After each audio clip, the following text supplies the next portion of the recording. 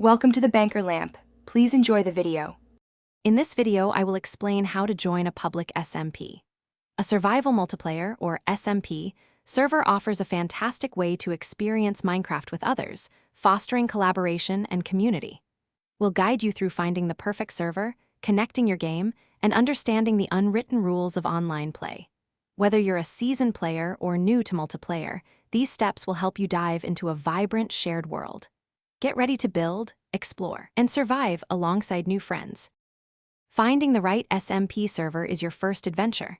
Many websites host extensive lists of public Minecraft servers, allowing you to filter by game version, player count, and even specific gameplay styles like vanilla survival or economy-focused worlds. Pay attention to server descriptions to ensure it aligns with your preferences. Some servers are cross-platform, supporting both Java and Bedrock editions, while others are specific to one.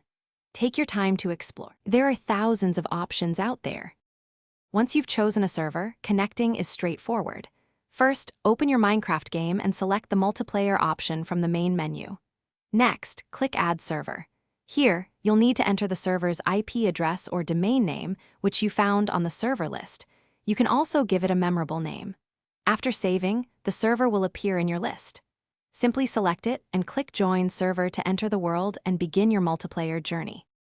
To truly enjoy your SMP experience, it's crucial to understand and follow the server's rules. These often include guidelines against griefing, stealing, or using unfair advantages. Many servers have land claiming systems to protect your builds.